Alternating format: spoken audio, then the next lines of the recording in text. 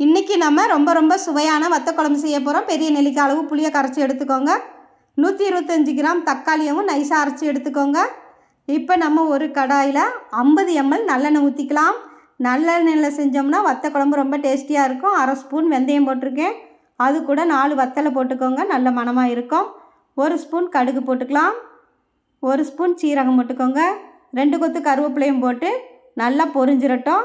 இப்போ 2 பூண்டை உரித்து போட்டுக்கலாம். 25 கிராம் இருக்கும் இந்த பூண்டு, பாதி வறுபட்டுறட்டும் பூண்டு. இப்போ 200 கிராம் சின்ன வெங்காயம் போட்டுக்கோங்க. உங்ககிட்ட வெங்காயம் கொஞ்சம் பெருசாக இருந்துச்சுன்னா நறுக்கி போட்டுக்கோங்க. ஆனால் சின்ன வெங்காயம் தான் போடணும், பெரிய வெங்காயம் போடக்கூடாது. இப்போ தேவையான அளவு உப்பு போட்டுடலாம். குழம்புக்கு தேவையான அளவு உப்பு போட்டுருங்க. வெங்காயமும் நல்லா வதங்கும். அதே நேரத்தில் நமக்கு வத்த குழம்பு ரொம்ப டேஸ்டியாக இருக்கும். பாருங்கள், நல்லா வதங்கி மணம் வந்துருச்சு.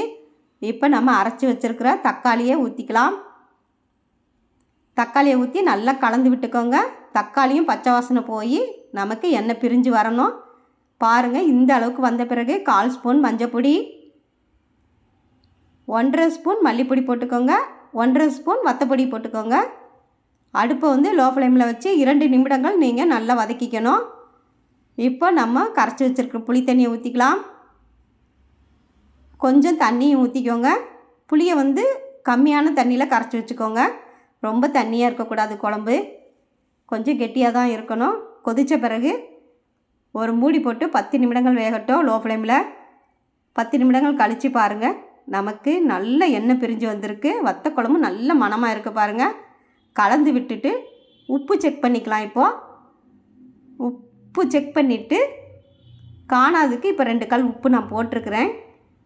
திரும்பவும் நல்லா கலந்து விட்டுக்கோங்க.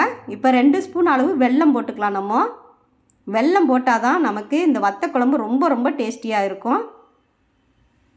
வத்த குழம்புக்கு முக்கியமே இந்த வெல்லம் தான், ரொம்ப டேஸ்டியாக இருக்கும். இப்போ இறக்கி வச்சுட்டு கொஞ்சமாக நல்லெண்ணெய் ஊற்றிக்கோங்க. ஒரு சின்ன குழிக்கரண்டியில் 40 கிராம் சுண்டவத்தில் போட்டு பொரித்து நல்லா பொரிச்சிருங்க. இப்போ இந்த அளவுக்கு பொரிப்பட்ட பிறகு இப்போ நம்ம குழம்புல கொட்டிடலாம்.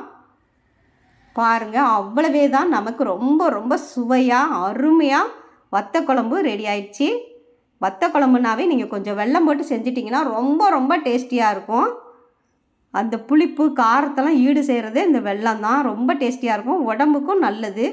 வாரத்தில் ஒரு நாளாவது இந்த வத்த குழம்பு நீங்கள் செஞ்சு சாப்பிட்டு பாருங்கள். நமக்கு கல்யாண வீட்டில் செய்கிற வத்த குழம்பு மாதிரியே ரொம்ப டேஸ்டியாக ரெடி ஆயிடுச்சு. ஒரு முறை நீங்கள் ட்ரை பண்ணி பாருங்கள், கசப்பே இருக்காது.